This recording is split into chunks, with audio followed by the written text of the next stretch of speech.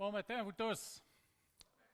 Comme vous pouvez voir, mon titre a un peu changé depuis la fois que je l'ai fait écrire dans l'Info-Action.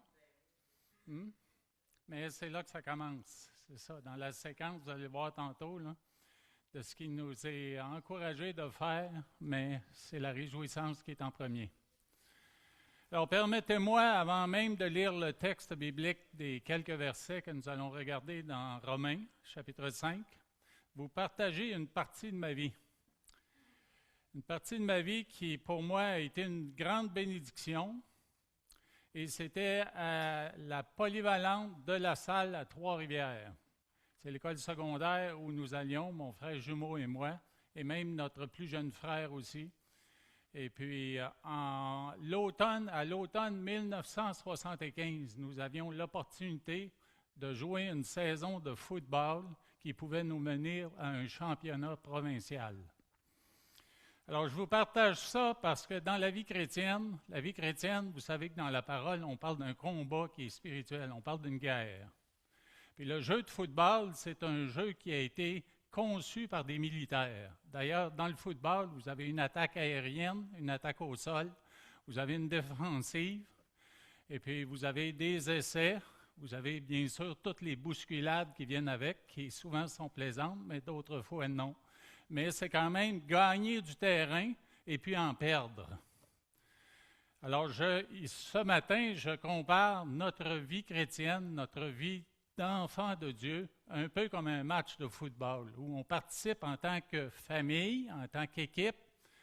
On participe à cette activité de gagner du terrain, gagner des âmes, annoncer la parole de l'Évangile, et puis nous soumettre entièrement à la volonté de celui qui a conçu le plan de match pour la vie des humains sur la terre. Alors, en 1975, nos entraîneurs qui nous aimaient beaucoup, c'était des hommes, des étudiants à l'université, des hommes qui avaient probablement, là, je dirais, une dizaine d'années en âge de plus que nous, et puis des hommes qui avaient un cœur pour les plus jeunes, non seulement pour leur enseigner le sport, mais aussi pour les aider à devenir des hommes. Tout ça par la discipline, par la coopération ensemble, par l'esprit de corps, l'esprit d'équipe, avec un bon plan de match et avec tous les sacrifices qui venaient avec ça. Alors, nous avons bien sûr joué pendant toute la saison qui commençait au mois de septembre jusqu'en décembre.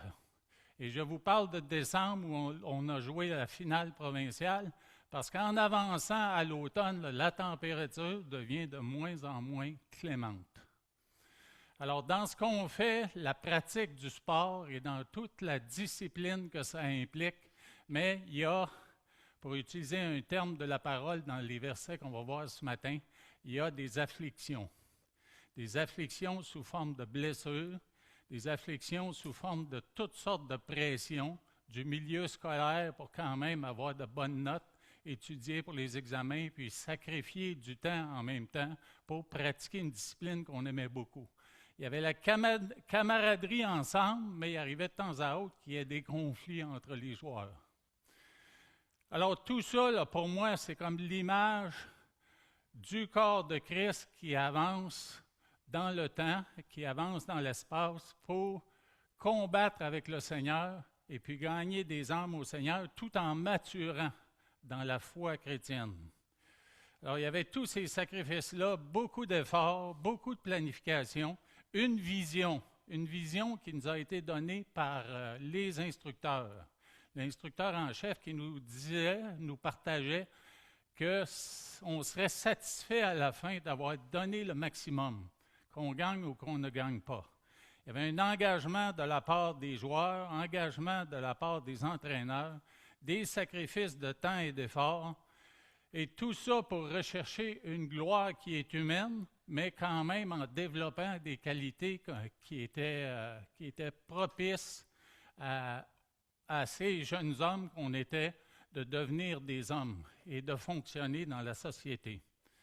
Les afflictions, comme je disais, il y avait les études, les travaux scolaires, puis il y avait même des professeurs, puis là je le dis avec respect quand même, là, il y avait certains professeurs qu'on aurait pu voir comme des afflictions si on avait connu le terme. Alors, bien sûr, les blessures physiques qu'on avait accumulées, moi j'ai commencé par exemple à jouer au football en secondaire 3, puis déjà il y avait quelques séquelles que je traînais avec moi.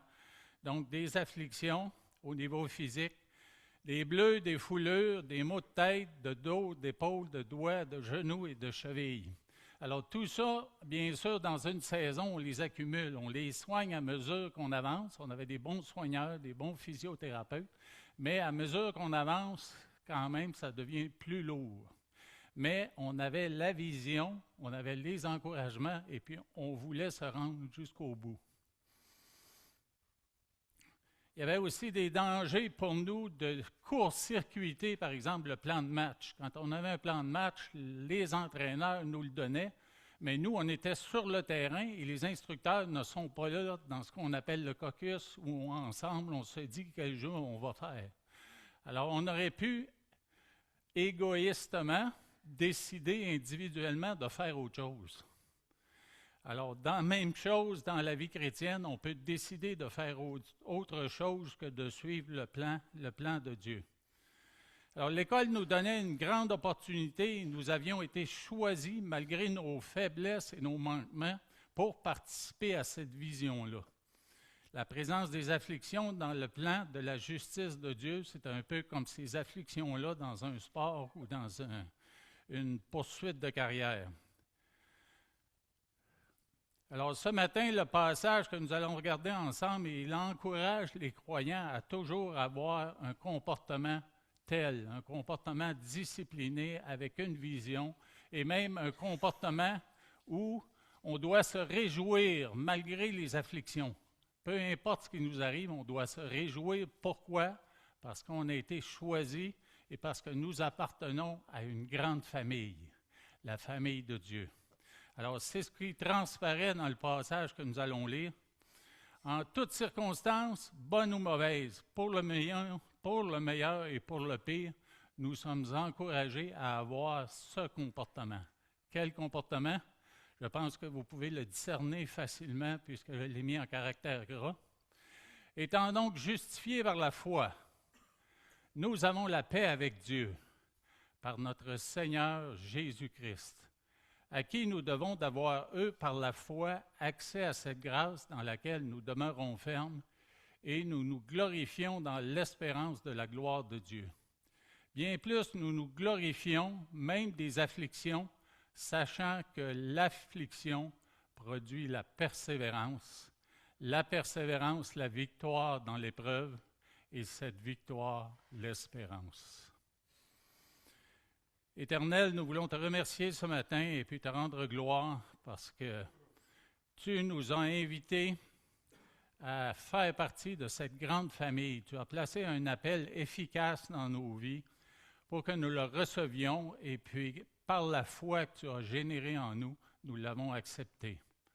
Alors nous te prions, Dieu Tout-Puissant, de nous aider à persévérer, surtout dans les moments difficiles, quand nous vivons des afflictions. Quelques-unes ont été mentionnées ce matin, alors que des frères et des sœurs souffrent dans leur corps.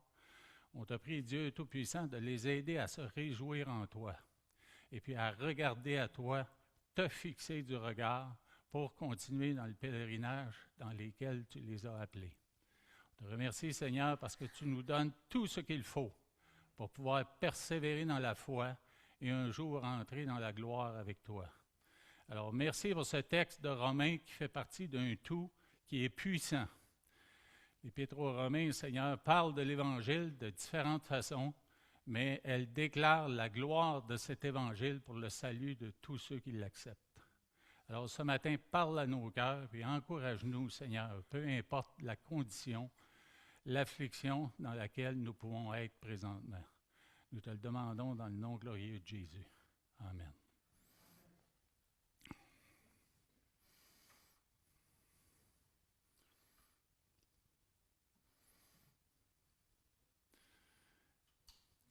Alors, dans ce texte, si on regarde le verbe « se glorifier », où on dit « nous nous glorifions », ce verbe veut dire tirer une légitime fierté de ou tirer une grande joie. Ça, c'est dans les dictionnaires qu'on retrouve sur Internet.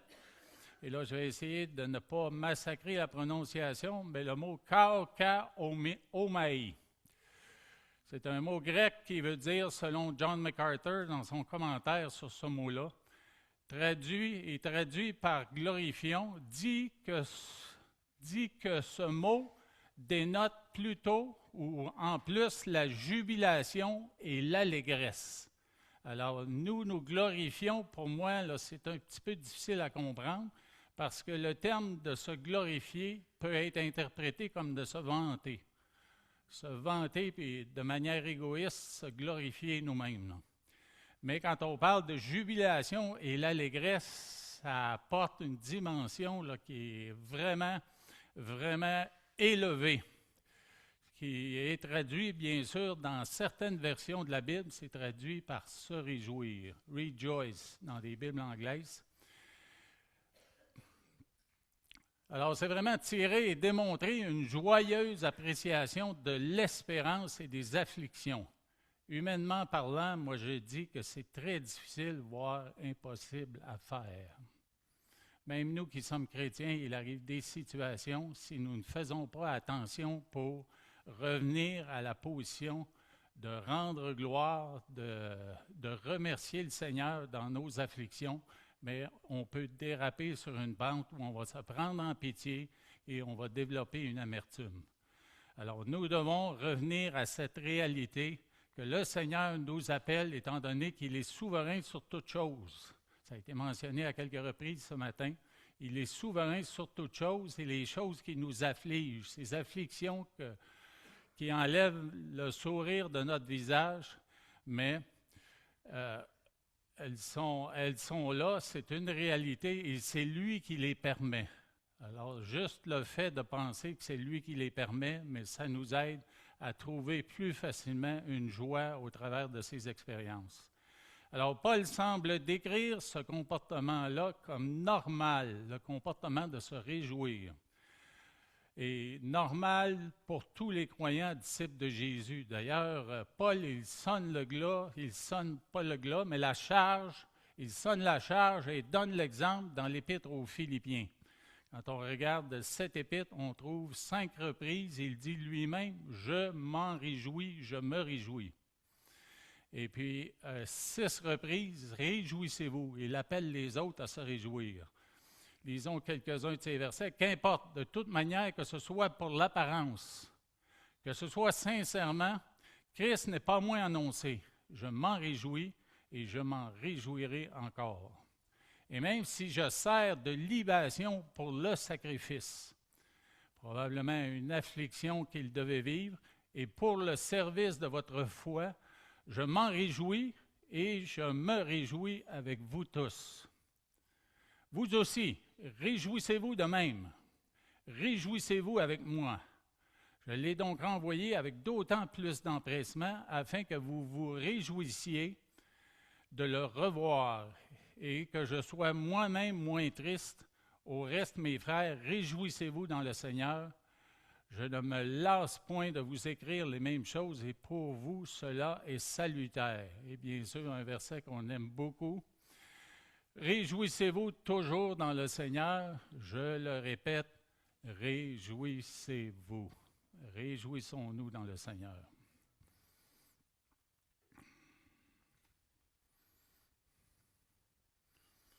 Si on regarde le plan de l'Épître aux Romains,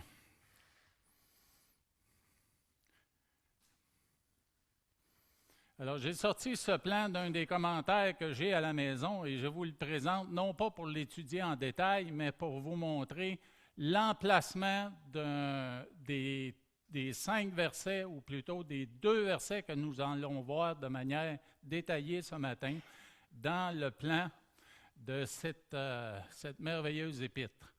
Alors, vous voyez qu'au départ, ce n'est pas, certains diraient jojo, ce n'est pas très joyeux, ce n'est pas très drôle, la situation de l'humanité. On parle de la condamnation de l'humanité païenne, des raisons, conséquences de cette condamnation, la condamnation selon les normes divines.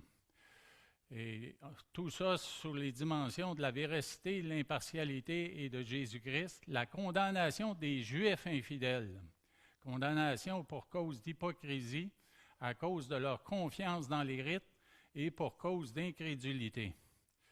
Et le dernier, condamnation de tous les êtres humains. Alors, on sait très bien que le péché, c'est une affaire universelle. C'est tout le monde sur la planète Terre qui a été touché dans tous les âges qui se sont produits sur la Terre.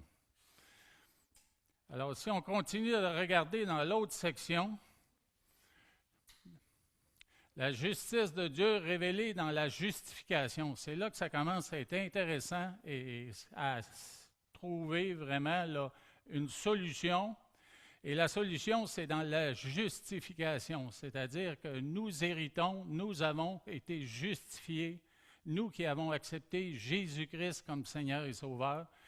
Lui, il nous justifie en nous donnant sa justice et il prend notre péché pour l'amener à la croix, ce qui prévient le fait que nous serons jugés par Dieu pour les péchés que nous avons commis. Alors, c'est une invitation ce matin pour tous ceux qui n'auraient pas accepté le salut de Jésus-Christ, mais cette justification-là, c'est comme une substitution. C'est lui qui prend notre péché et il nous donne sa justice à lui, étant donné qu'il n'a commis aucun péché. Il était parfaitement juste selon la loi de Dieu aux yeux de son Père. Alors, le passage de ce matin, on le retrouve dans le chapitre 5, au point C. Et puis, dans un des commentaires que j'ai utilisé, le sous-titre qui était là, c'était « Jouissance de la justice offerte ». Réjouissance, jouissance, c'est-à-dire appréciation extrême de ce que Christ a fait, de cette justification-là. Et puis, dans un autre commentaire, on disait « Les bienfaits pratiques de l'Évangile ». Alors, vous voyez que Dieu a permis que dans l'histoire humaine, que dans la vie de l'humanité sur la terre, il y ait ce désastre de péché au tout commencement qui s'est étendu à l'humanité tout entière, mais il y a eu cette lumière prophétisée dans l'Ancien Testament qui est venue en la personne de Jésus-Christ pour montrer aux hommes une voie de sortie, un salut qu'il a accompli en allant à la croix mourir à notre place. Alors, c'est là dans le plan de Dieu, et puis c'est sur quoi nous allons nous attarder ce matin.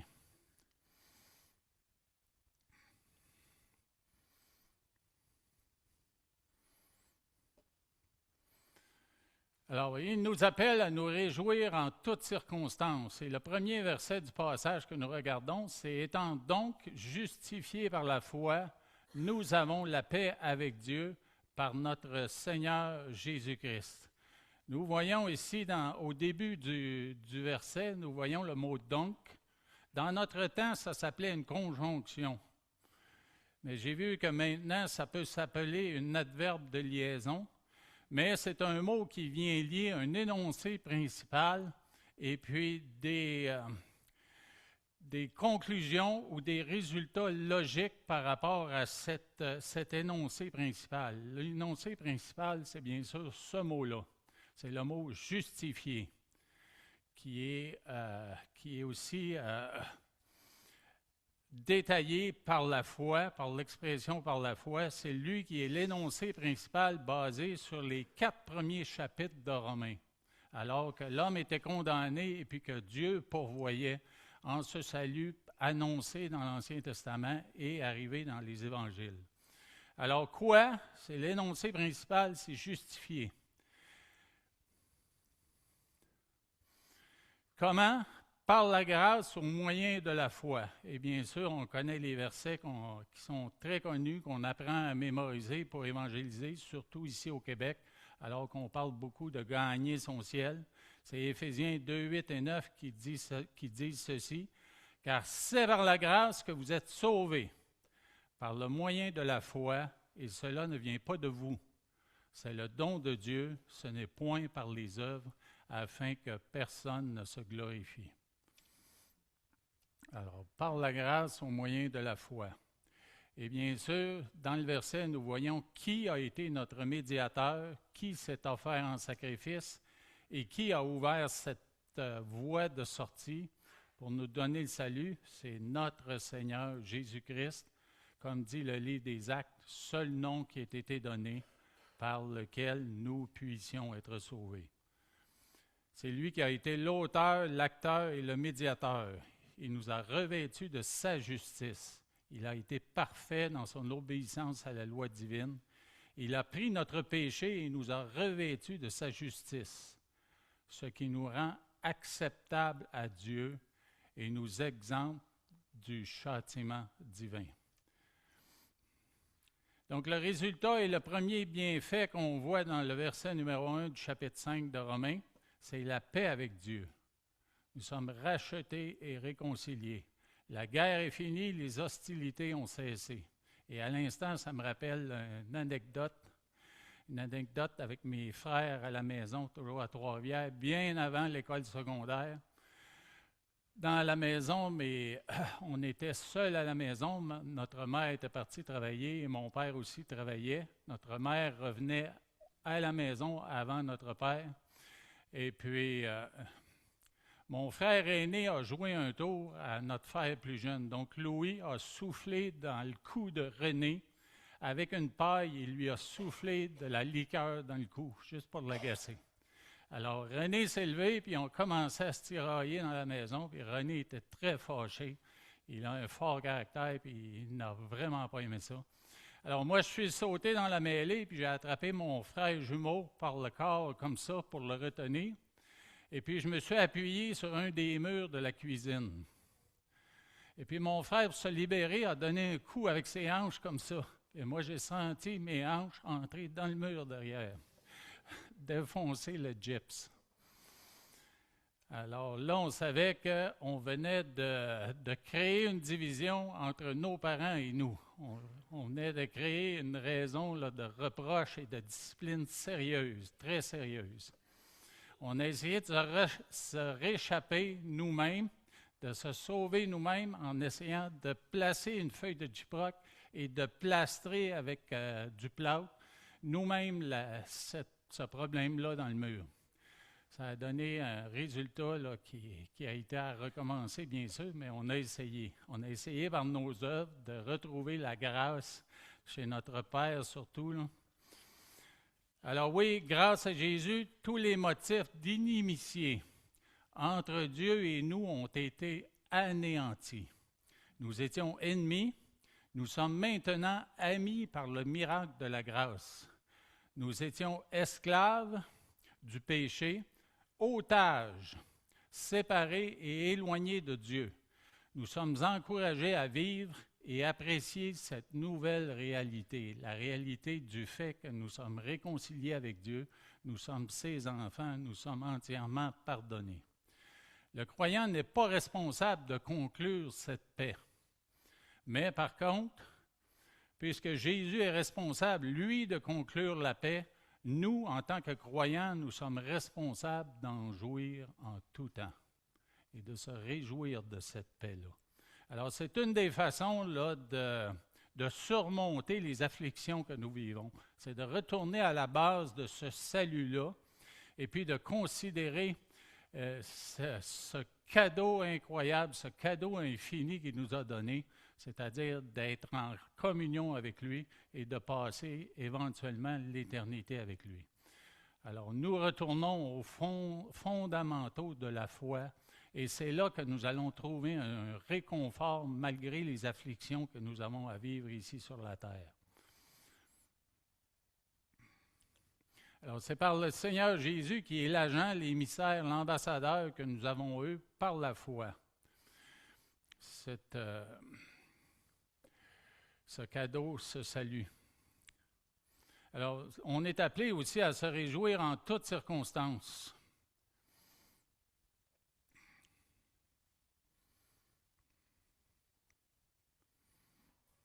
C'est dans le verset 2 où nous voyons la suite de l'idée qui est annoncée dans le verset 1, à qui nous devons d'avoir, eux, par la foi, accès à cette grâce dans laquelle nous demeurons fermes et nous nous glorifions dans l'espérance de la gloire de Dieu. Alors, bien sûr, une autre des bénédictions, un autre des éléments qui réjouit nos cœurs, c'est d'avoir accès à cette grâce-là. Et nous avons accès par l'émissaire que Dieu nous a donné, Jésus-Christ lui-même. C'est lui qui nous a permis même de développer cette foi-là. C'est lui qui nous a donné cette foi-là.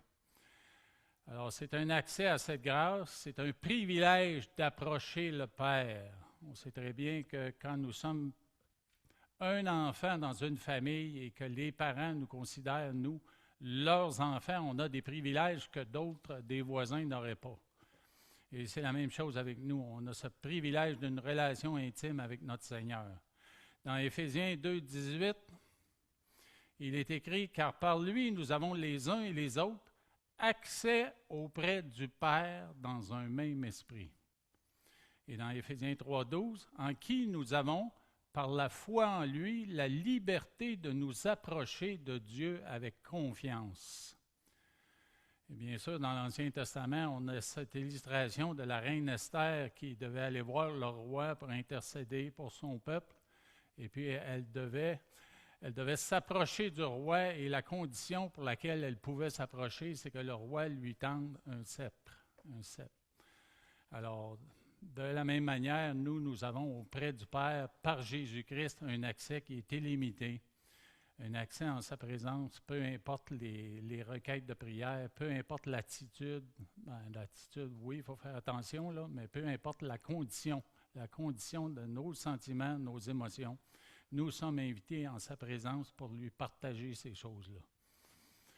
Alors, comment? Bien sûr, c'est par la foi. Et qui est-ce qui nous donne accès? C'est notre Seigneur Jésus-Christ.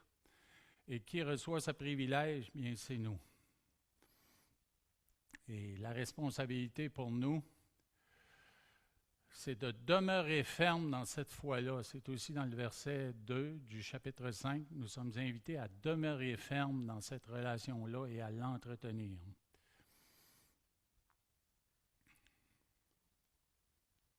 Dans Romains 3, 23, bien sûr, nous voyons qu'il y avait un problème avant que nous obtenions cet accès-là. Romains 3, 23 dit « Car tous ont péché et sont privés de la gloire de Dieu, privés d'accès auprès du Père. Mais ils sont gratuitement justifiés par sa grâce, par le moyen de la rédemption qui est en Jésus-Christ. » Alors, Christ nous a placés dans cette position. C'est lui qui est la seule voie d'accès, comme je le disais tantôt. Alors, autre bénédiction que nous avons, c'est l'espérance de la gloire de Dieu. Dans le verset 2, nous voyons à la fin du verset « Et nous glorifions dans l'espérance de la gloire de Dieu ». Glorifions, comme nous l'avons vu tantôt, c'est un verbe qui démontre la jubilation et l'allégresse. Dans l'exemple que je vous ai donné au tout début dans mon introduction, nous visions un trophée à la fin, un championnat provincial. Mais là, nous avons beaucoup plus qu'un championnat provincial. Cette gloire-là que nous allons partager avec le Seigneur, nous en avons des indices ici sur la terre. Quand nous voyons Dieu agir et puis transformer la vie de quelqu'un, quand des circonstances pour lesquelles on a prié, puis la requête s'accomplit, puis on voit Dieu changer des circonstances, mais c'est un peu une fenêtre ouverte sur la gloire du Seigneur. Mais cette gloire-là, je me demande si on va être capable de l'apprécier entièrement dans l'éternité, tellement c'est grand. En d'autres termes, nous apprécions et nous réjouissons d'avance du temps où nous pourrons non seulement contempler les splendeurs de Dieu, mais aussi être nous-mêmes entièrement glorifiés. Nous savons que présentement, notre corps qui se détruit avec l'âge, les difficultés que nous avons de plus en plus, mais nous sommes loin de penser que nous vivons une vie de gloire dans ce domaine-là, parce que c'est de plus en plus difficile. Mais il reste que quand même, il y a cette gloire intérieure. Notre être intérieur, lui, se renouvelle chaque jour. Et c'est là que la gloire de Dieu se révèle. Les chrétiens, grâce à Christ, attendent une pleine participation à la gloire de Christ.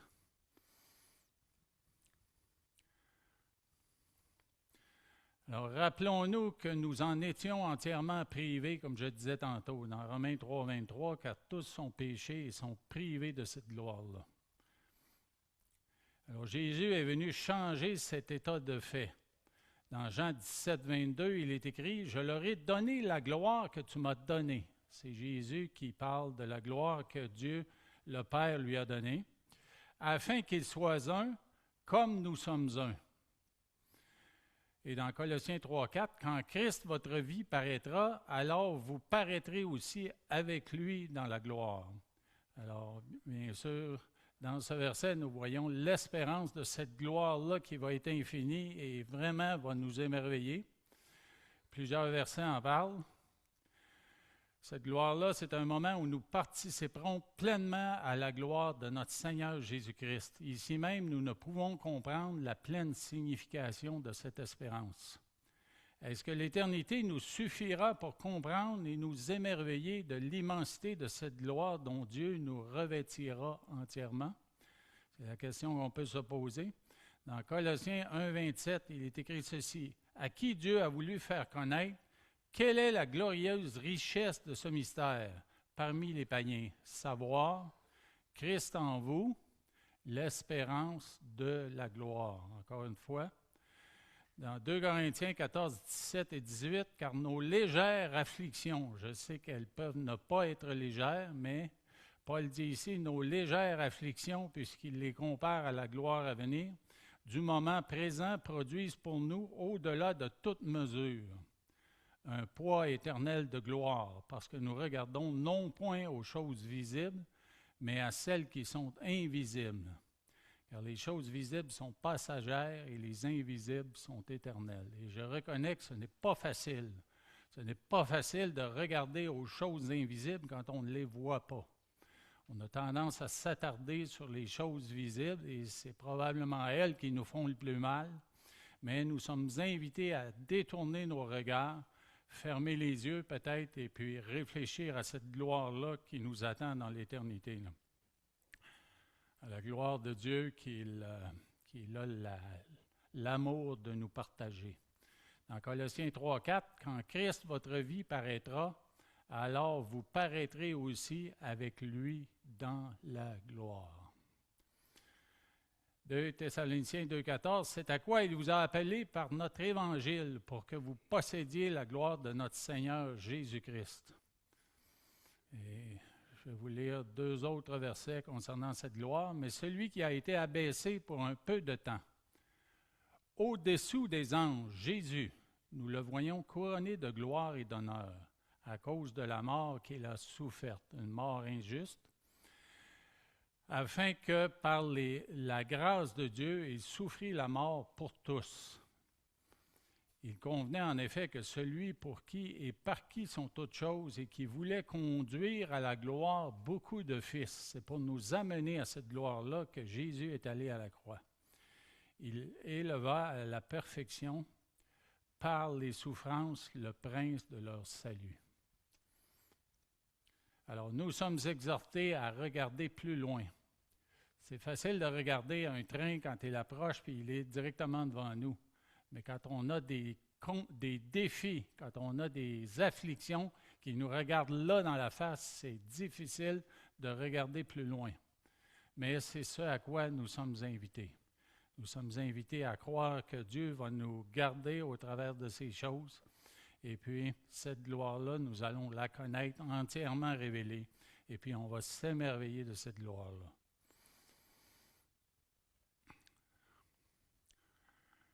Alors oui, se glorifier, c'est-à-dire se réjouir, c'est la première étape qui nous mène ensuite à la persévérance. Bien plus, nous nous glorifions même des afflictions, sachant que l'affliction produit la persévérance. L'affliction dans la parole, c'est le mot « thlipsis », et puis signifie littéralement de la pression, des pressions. Et moi, en lisant ça, là, dans les différents commentaires, je réalise qu'il y a plusieurs personnes ici dans cette salle, et moi j'en fais partie, des gens qui ont des problèmes de pression sanguine. Pression trop haute, pression trop basse, puis on essaie de réguler ça là, avec toutes sortes de façons de faire, changeant l'alimentation, prenant des pilules qui nous sont données. On essaie de pas trop en prendre, puis on essaie d'équilibrer tout ça. Alors, j'ai trouvé intéressant que ce soit le mot pression qui soit là comme affliction. Ça vient mettre une pression, un stress sur nos vies, au niveau physique, au niveau de l'intelligence, au niveau de l'esprit. Et nous sommes appelés à nous glorifier dans ces afflictions-là. Non seulement dans les désagréments que ces afflictions entraînent, mais certainement dans les conséquences finales. Alors, comme je disais, c'est un défi de se réjouir dans les circonstances les plus difficiles, mais c'est ce à quoi la parole nous exhorte. Notre Père céleste autorise ces pressions pour notre bien. Dans Romains 8, 28, un verset qu'on connaît bien, nous savons du reste que toute chose, incluant les afflictions, concourt au bien de ceux qui aiment Dieu, de ceux qui sont appelés selon son dessein. Comme je vous ai déjà mentionné ici, c'est un des versets que j'ai préféré le plus rapidement dans la parole de Dieu au début de ma vie chrétienne, m'imaginant que ce toute chose-là, c'était toute bonne chose. Mais j'ai vite déchanté, puis quand j'ai compris le vrai sens de ce terme, mais j'ai réalisé qu'il fallait que je m'adapte. Alors, toute chose concourt au bien de ceux qui aiment Dieu, de ceux qui sont appelés selon son dessein.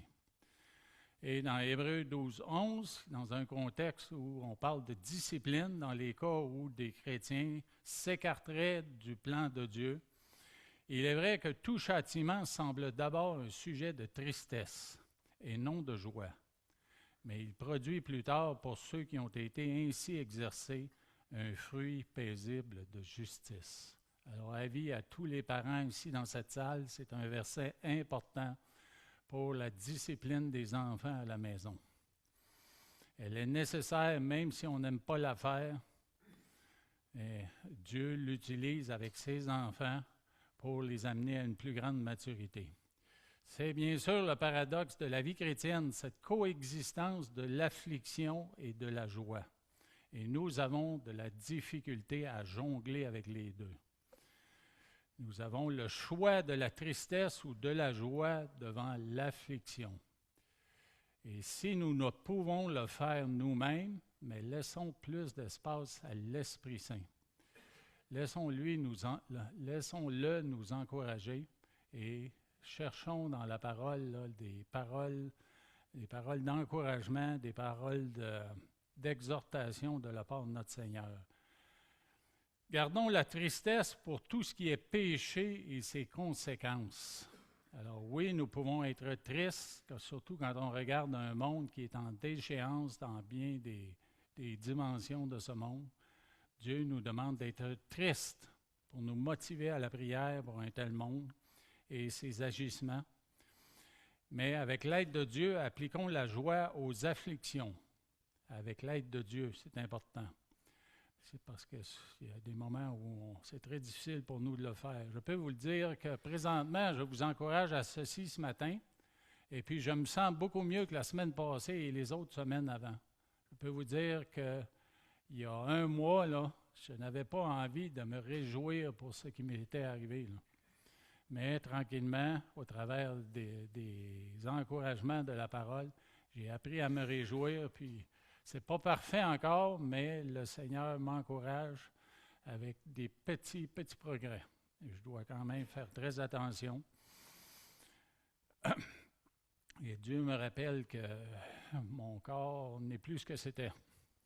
Au football, là, je savais que les bleus étaient nécessaires, puis même je les appréciais, mais à mon âge, là, je les apprécie beaucoup moins. Avec l'aide de Dieu, appliquons la joie aux afflictions, puisqu'elles produisent la persévérance. Alors voilà le fruit que ça va amener, ce à quoi la parole de Dieu nous exhorte fortement. Nous ne pourrions jamais développer la persévérance si notre vie était exempte de problèmes. Ça me rappelle une prière que j'ai faite quand nous avons eu notre premier enfant. Kevin est un enfant d'un fort caractère. Et puis à l'âge de 2 ans déjà, il retenait sa respiration, devenait bleu quand il voulait avoir quelque chose. Alors de temps à autre, là, quand on était dans des réunions de famille, puis il y a des gens qui le savaient, mais d'autres ne le savaient pas, On attrapait Kevin, puis on le déposait tranquillement sur le sol, puis on continuait de jaser, alors que lui, il est là, puis on dit qu'il faisait le bacon là, sur le plancher. Mais il revenait de ça. Alors, on savait qu'on devait dealer avec ça, puis éventuellement, on l'a ignoré, puis il a vu que ça ne donnait absolument rien. Alors, ça a corrigé cette situation-là. Alors, la parole de Dieu nous exhorte fortement à nous réjouir dans les afflictions, ce qui va produire de la persévérance. Et nous ne pourrions jamais développer cette persévérance si notre vie était exempte de problèmes. J'ai une petite citation à vous donner. C'est une citation du monde du sport. Elle est en anglais, et puis c'est une citation d'un homme appelé Knute Rockne. Et c'est un coach de football américain, puis lui, il disait à ses joueurs, « When the going gets tough, the tough get going ». Je l'ai traduit en français pour vous. « Quand les temps sont durs, les durs s'accrochent ». Alors, c'est ce à quoi nous sommes appelés. Les temps sont durs maintenant, peut-être pour vous, à cause d'une situation particulière. Notre frère Martin nous a encouragés ce matin à persévérer dans la foi, malgré l'opposition qui va devenir de plus en plus grande. Mais c'était la même chose dans ces matchs de football dans lesquels on jouait. Quand les temps devenaient durs, puis le quatrième quart arrivait, ça faisait déjà plus de 2 heures qu'on était là à se frapper, se rentrer dedans les uns les autres. Mais là, je ne veux pas dénigrer le sport, c'est un beau sport, mais il reste qu'il y a des contacts qui font mal. Alors, dans Romains 5, les versets 3 et 4, il est écrit « Bien plus, nous nous glorifions même des afflictions, sachant que l'affliction produit la persévérance. La persévérance, la victoire dans l'épreuve, et cette victoire, l'espérance. » Alors ça, c'est la suite des choses.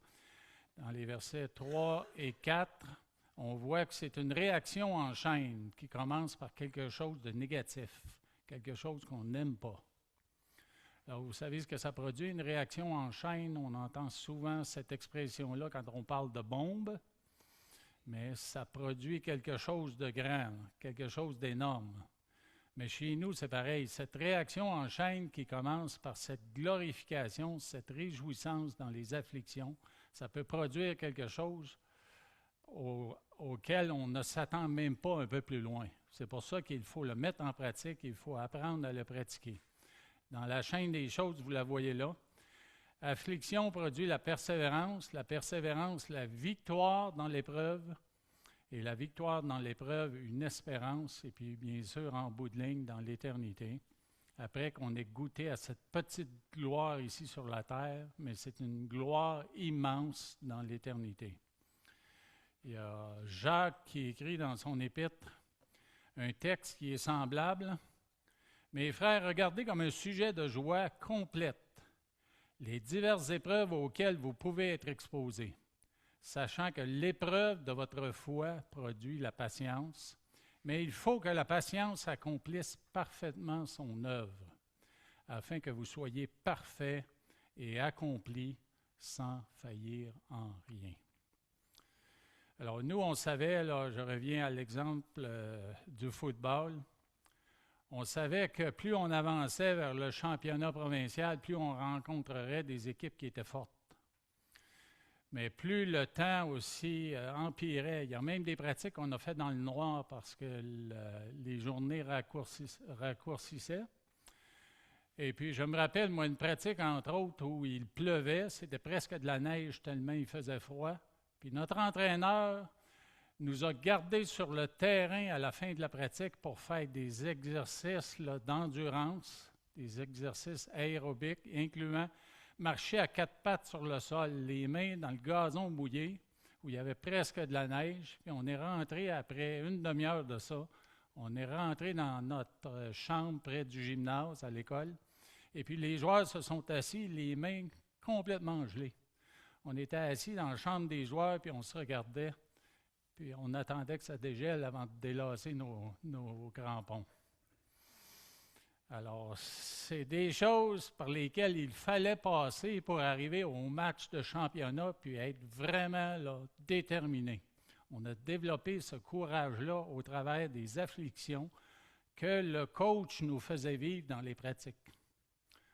On trouvait ça dur, on aurait peut-être été mieux de faire comme tous les autres étudiants de l'école secondaire, puis après l'école, on s'en va à la maison, on est au chaud dans la maison, et puis on fait ce qu'on fait dans la maison, tandis que nous, on était à quatre pattes sur le terrain à faire des exercices pour se mettre encore plus en forme et devenir plus courageux dans les matchs importants.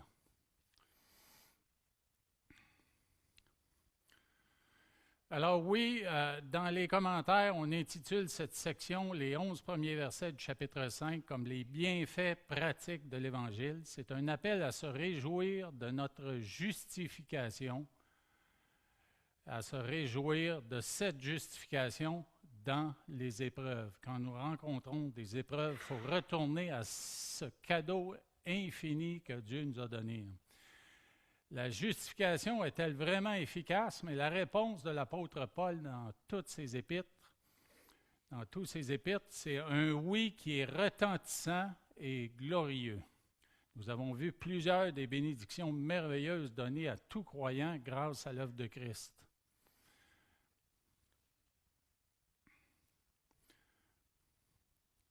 Alors, un peu plus loin dans le texte, au verset 5 et les suivants, on parle de l'espérance qui ne trompe pas. On parle de l'amour de Dieu répandu dans nos cœurs et on parle aussi du Saint-Esprit qui nous a été donné, ce qui se rajoute au travers de la justification par la foi, ce que nous avons reçu de Dieu, ce sur quoi nous devons concentrer notre attention, garder nos regards devant les épreuves qui nous assaillent de toutes parts. C'est certain qu'on va en avoir d'autres. Aussitôt qu'on sort d'une épreuve ici sur la terre, il semble que tout de suite, au tournant du chemin, là, il y en a une autre qui nous attend. Ces épreuves-là, c'est pour nous bâtir un courage et puis nous donner une détermination qui va faire qu'on va endurer et durer jusqu'à la fin. Alors, je vous encourage dans les épreuves à vous réjouir de l'épreuve, même si c'est difficile à faire, et puis gardez vos regards sur le Seigneur. Dieu Tout-Puissant, encore une fois, on te remercie, non seulement pour ta parole, mais on te remercie pour la façon qu'elle décrit les épreuves dans nos vies. Tu es un Dieu qui les permet dans ta sagesse. Tu as un plan pour nous afin de nous faire grandir en maturité et en foi. C'est pas facile, c'est vraiment pas facile. Je te remercie parce que tu viens de temps en temps, comme on dit ici au Québec, brasser notre cage pour que nous devenions plus forts dans la foi, plus affermis dans la foi, plus sûrs, qu'on ait nos yeux entièrement tournés vers toi et puis qu'on s'appuie sur toi dans les plus grandes des difficultés. Je prie pour mes frères et mes sœurs qui auraient de la difficulté à appliquer ça à leur vie. Je te prie, Seigneur, que par ton esprit, dans leur cœur, tu les amènes à se confier entièrement en toi, jusqu'à se réjouir. Prends soin d'eux, Seigneur, prends soin d'eux, viens les visiter et puis soutiens-les dans leurs afflictions. Et merci parce qu'au travers de tout ça, mais tu parfais notre foi et tu nous prépares tranquillement à une éternité de gloire en ta présence. Sois loué pour tout ça, Seigneur. C'est dans le nom de Jésus que nous prions. Amen. Amen. Dieu vous bénisse. N'oubliez pas la préparation, messieurs. Messieurs qui pouvaient. Moi, je regrette, je ne peux pas.